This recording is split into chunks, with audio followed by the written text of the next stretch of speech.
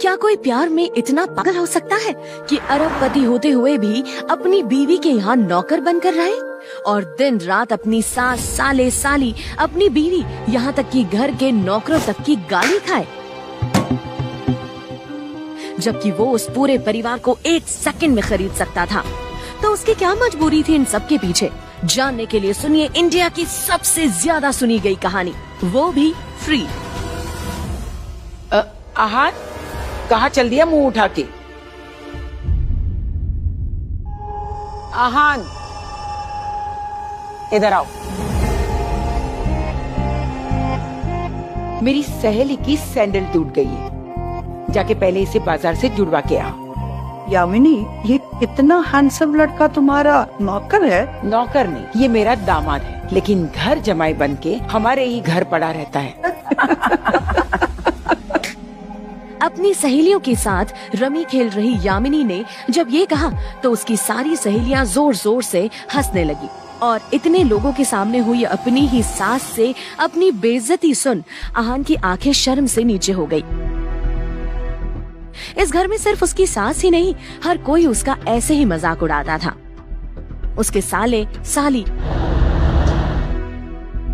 Bike खराब हो गई, नई बाइक के लिए पैसे दूं? आहान जीजू। यहाँ तक कि उसकी पत्नी शनाया भी। और तो और घर के नौकर भी उसके साथ नौकरों जैसा व्यवहार करते थे।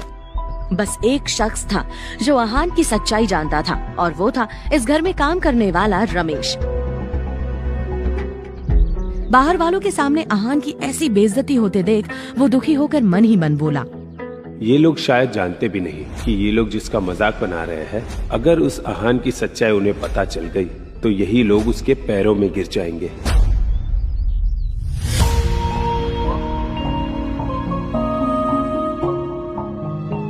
आहान की पत्नी शनाया को अपने पिता के कहने पर आहान से शादी करनी पड़ी थी और अब वो सिर्फ इस रिश्ते को जैसे तैसे निभा रही थी, वरना गिल फैमिली की लड़की नौकर की औकात वाले आहान से शादी तो छोड़ो, दोस्ती तक नहीं करती। वही आहान सच में अपनी पत्नी शनाया से प्यार करता था, तभी तो इतनी जिल्लतों के बाद भी इस घर में टिका हुआ था। हेलो शनाया। आहान, कहाँ हो तुम? मैंने तुम्हें इतनी देर पहले ऑफिस आने के लिए बोला था। शनाया, वो मम्मी जी ने मुझे अपनी दोस्त का सैंडल मंगवाने के लिए भेजा है। Oh my God, I can't believe this. मनहूस घड़ी में मैंने तुमसे शादी को हाँ कहा था। आहान, इस घर के नौकरों की भी इज्जत तुमसे ज्यादा है। तुम्हें शर्म नहीं आती? I don't think I can live with you anymore. हमें अलग हो जाना चाहिए। ये क्या कह रही हो शनाया? अगर मैंने तुम्हें छोड़ दिया तो? आहान अचानक बोलते बोलते रुक गया। दरअसल वो जानता था कि इस गिल फैमिली में शनाया का कोई भी साथ देने वाला नहीं था। शनाया के पापा के हॉस्पिटल में एडमिट होने के बाद से ही उसके कजिन शगुन और शौर्य, जो दादाजी के सामने शनाया को नीचा दिखाकर उसके हिस्से का बिजनेस भी हड़पना चाह रहे थे, इन सब से उससे बचाने वाला पूरे घर में सिर्फ आहान ही था। और आखिर वो वक्त आ ही गया जब आहान को शनाया को बचाने के लिए वो कदम उठाना पड़ा जिससे वो अब तक बचता आ रहा था। रोजवुड स्प्रिंग में किसी बड़ी पार्टी ने इन्वेस्ट किया है, जिससे कि उसकी पॉपुलैरिटी काफी बढ़ती जा रही। बड़े बड़े बिजनेसमैन उसमें अपना पैसा लगाना चाहते हैं, उस प्रोजेक्ट को पाना चाहते हैं, लेकिन मैं चाहता हूं कि उस प्रोजेक्ट को तुम लोग पाने की कोशिश करो किसी भी तरह। और अगर ऐसा नहीं कर सकते तो तुम सब लोग अपनी अपनी पोजीशन छोड़ने के लिए तैयार रहो। आनंद गिल की बात सुनकर सभी हैरान रह गए और एक दूसरे का चेहरा देखने लगे। तभी शौर्य ने कुछ सोचकर कहा, दादाजी, शनाया के पापा यानी शेखर अंकल, उनके अंडर में काफी सारे इंजीनियर्स की टीम है और अभी शेखर अंकल इस शहर से बाहर है और हमारा मानना है कि वो टीम हमारे हवाले कर देनी चाहिए। इससे मैं इस प्रोजेक्ट को हासिल करने में कॉन्फिडेंट रहूंगा। कई लोगों की सहमति देखकर आनंद गिल ने वो टीम शौर्य के हवाले कर दी। कॉन्ग्रेचुलेशंस। थैंक यू दादाजी। आनंद गिल ने सबको अपनी पोजीशन छोड़ने की जो धमकी दी थी उसका असर सीधा शौर्य पर पड़ा था। शौर्य सोच रहा था कि क्यों ना वो डील हासिल करके अपने दादाजी का विश्वास और जीत ले और शनाया को कंपनी से बाहर कर दे। कभी तो काम कर लिया कर यार। जब भी आता हूँ खड़ा ही रहता तू। काम कर बैठ के वहां। कुछ सोचकर शौर्य ऑफिस के बाहर आया और रोजवुड स्प्रिंग के सीईओ हर्ष मेहरा को फोन लगा दिया। सर, मैं गिल कंस्ट्रक्शन से शौर्य बात कर रहा हूं। आपकी कंपनी में बिल्डर के तौर पे काम करने के लिए मैं आपका प्रोजेक्ट हासिल करना चाहता हूं। कौन है तू? और इस तरह से फोन पे प्रोजेक्ट? मतलब दिमाग से पैदल है क्या? समझता क्या है अपने आप को? एक काम कर, कल मेरे ऑफिस आ जाना। वहां बाकायदा प्रेस कॉन्फ्रेंस का इंतजाम कर रखा है मैंने। कल वहां तेरी और तेरी कंपनी की इज्जत मिट्टी में ना मिलाई ना तो कहना। अरे सर, मेरी बात तो सुन। याद रख, कल के बाद तू कभी फोन पे डील करने की सोचेगा भी नहीं, समझा? इडियट। हेलो, अरे सर मेरी बात तो सुन। हेलो। तो यार ये क्या कर दिया यार? अभी कल कैसे जाऊंगा मैं वहां? प्रोजेक्ट तो दूर की बात, ये तो इज्जत नीलाम करने पे तुला हुआ है क्या? इतना क्यों घबरा रहे हो भाई? शनाया है ना, कंपनी का नाम रोशन करने के लिए। शगुन की बात का मतलब समझकर शौर्य के चेहरे पर एक मुस्कान आ गई। वो जल्दी से आनंद गिल के केबिन में पहुंचा। दादाजी। क्या बात है शौर्य? दादाजी, मैं कह रहा था कि शनाया कितनी मेहनत करती है कंपनी के लिए, कितना कुछ सोचती है। तुम कहना क्या चाहते हो? साफ साफ को। मैं चाह रहा था कि जो रोजवुड स्प्रिंग वाला प्रोजेक्ट है, इसे पाने के लिए शनाया कोशिश करे। वो इसलिए क्योंकि मुझे ऐसा लगता है कि अगर ये कोशिश करेगी तो ये प्रोजेक्ट हमें आसानी से मिल जाएगा और कंपनी का तो फायदा ही फायदा है। शौर्य की बात सुनकर आनंद और शनाया सोच में पड़ गए। शनाया ये समझ नहीं पा रही थी कि शौर्य के अंदर अचानक ही उसके लिए इतनी हमदर्दी कैसे आ गई। ठीक है शौर्य, तुम जाओ। ये डील शनाया ही क्रैक करेगी। All the best Shanaya. Thank you दादाजी। क्यों? कल प्रेस कॉन्फ्रेंस में शनाया की वजह से गिल कंस्ट्रक्शन बदनाम हो जाएगा और फिर हमेशा हमेशा के लिए शनाया इस कंपनी से आउट। मजा आएगा।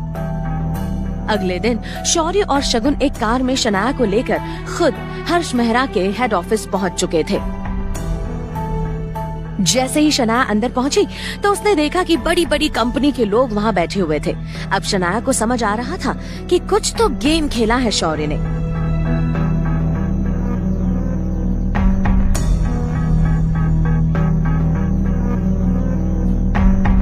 क्या यहाँ गिल कंस्ट्रक्शन से कोई आया है?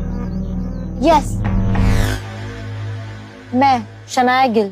आई am here to represent Gill Constructions. आप मेरे बगल में आके बैठ जाइए, शुरुआत आप ही से करेंगे। शौर्य और शगुन भी मीडिया की भीड़ में खड़े उस पल का इंतजार कर रहे थे जब हर्ष मेहरा बोलना शुरू करे और शनाया को वहां से बेइज्जत करके भगा दे। लेडीज एंड जेंटलमैन, ये है गिल कंस्ट्रक्शन से शनाया गिल। इस प्रोजेक्ट को हासिल करने के लिए इनकी कंपनी के किसी आदमी का कॉल आया था मुझे, और अब ये चाहती हैं कि ये प्रोजेक्ट इन्हें दे दिया जाए।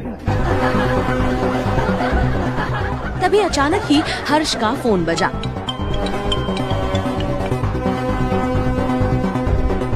Excuse me. हाँ जी।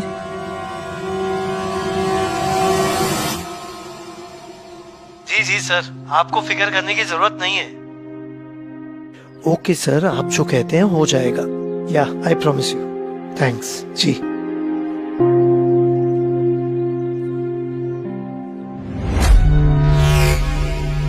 माफी चाहता हूं, एक जरूरी फोन कॉल था। खैर, मैं आप लोगों के साथ गिल कंस्ट्रक्शन के बारे में बात कर रहा था। फोन पर इस तरह की डील क्रैक करने के बारे में सोचकर मुझे गुस्सा तो बहुत आया, पर अब कहानी में ट्विस्ट है। जैसे कि आप सब लोग जानते हैं कि इस प्रोजेक्ट के लिए हमने आपसे ऑनलाइन प्रेजेंटेशन मंगवाया था। हमें आप सबके प्रेजेंटेशन मिले भी और हमने उसे गौर से स्टडी भी की, लेकिन उनमें से गिल कंस्ट्रक्शन की तरफ से भेजा गया प्रेजेंटेशन मुझे और मेरी टीम को बहुत ही पसंद आया। तो मेरा मानना है कि शनाया गिल को ये प्रोजेक्ट मिलना चाहिए और इसीलिए ये प्रोजेक्ट गिल कंस्ट्रक्शन को दिया जाता है। हर्ष के इतना कहते ही वहाँ बैठे सभी लोगों की आंखें चौड़ी हो गई। खुद शनाया हर्ष को एकटक देखे जा रही थी, जैसे अभी अभी जो हुआ उस पर शनाया को यकीन ही नहीं हो रहा था।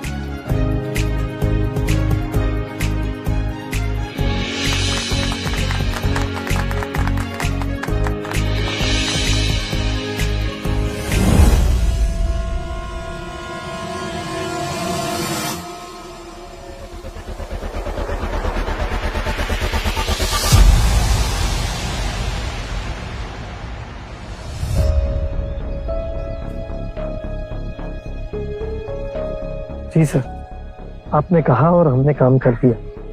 The pleasure is mine. Yeah, thank you.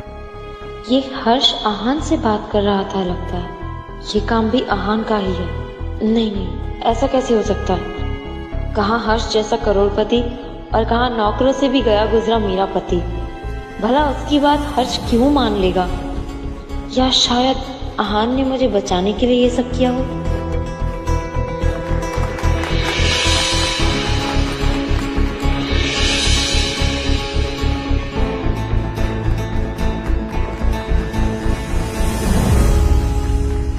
Shanaya को कुछ भी समझ नहीं आ रहा था कि आखिर ये मामला क्या है, लेकिन फिलहाल वो बेहद खुश थी क्योंकि उसे ये प्रोजेक्ट मिल गया था। उधर शौर्य और शगुन को शनाया की इस जीत की वजह से बहुत गहरी चोट पहुंची थी और वो इसका बदला उससे लेने के लिए किसी भी हद तक गिर सकते थे और उन्होंने ऐसा ही किया। शनाया के दादाजी आनंद गिल ने भी शनाया का ये प्रोजेक्ट हासिल करने पर बाहें फैलाकर उसका स्वागत किया। वादे के मुताबिक उसे एक शानदार हवेली गिफ्ट में दी। ये प्रोजेक्ट भी अब पूरी तरह शनाया के पास आ चुका था, लेकिन शनाया को इन सबसे ज्यादा खुशी इस बात की थी कि उसने अपने दादाजी को ये प्रूव कर दिया था कि उसमें कंपनी चलाने की पूरी काबिलियत है। मम्मा, अच्छा हुआ आप मिल गई, बहुत अच्छी गुड न्यूज है। आन, तुम हर काम बर्बाद क्यों कर देते हो? अगर शनाया की मदद नहीं कर सकते हो तो चुपचाप घर संभालो। ऑफिस में जाकर पापा जी से झगड़ा करने की क्या जरूरत थी? मम्मी जी, आप ये क्या कह रही है? मुझे समझ नहीं आ रहा। अभी जो तुम ऑफिस में करके आए ना, उसकी वजह से शनाया के दादाजी ने शनाया से वो प्रोजेक्ट वापस ले लिया है। और तो और इसे गिफ्ट किया हुआ घर भी वापस ले लिया है। तुम्हें पता है ना कि शनाया के पिता शेखर इस वक्त हॉस्पिटल में है और इस घर को शनाया चला रही है। अगर तुम कुछ कर नहीं सकते हो तो एटलीस्ट बनी बनाई चीजों को बिगाड़ो मत। आज तुम्हारी वजह से हमारा ये घर बिक चुका है। हाँ, वैसे शनाया,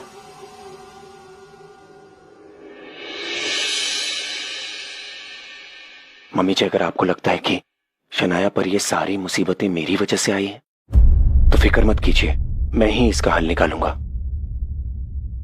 तुम्हारी औकात है? मम्मी जी, अब से ठीक 10 मिनट बाद शनाया के दादाजी आनंद गिल शनाया को वो सब कुछ लौटा देंगे जो उन्होंने इससे छीना है।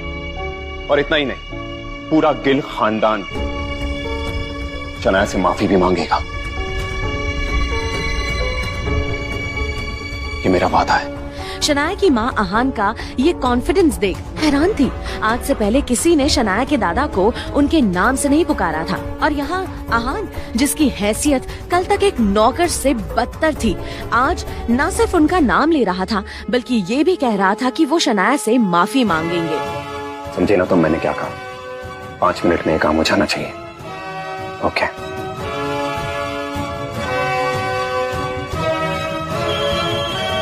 और फिर तुरंत शनाया के फोन पर उसके दादाजी का फोन आया। दादाजी।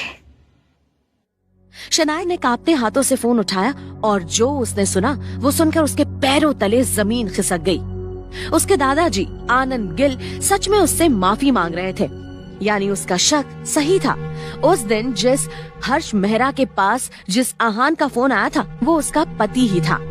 लेकिन नौकरों से भी बुरी हालत में घर जमाई बनकर अपने ससुराल में रहने वाला आहान आखिर इतना पावरफुल कैसे बना? क्या आहान की असलियत कुछ और है? आखिर ऐसा क्या किया था आहान और शनाया ने कि उनके दादा ने उनसे सब कुछ छीन लिया? जानने के लिए अभी डाउनलोड कीजिए पॉकेट FM और सुनिए हिंदुस्तान में सबसे ज्यादा सुनी जाने वाली कहानी सीक्रेट अमीरजादा। पॉकेट FM अभी डाउनलोड करें।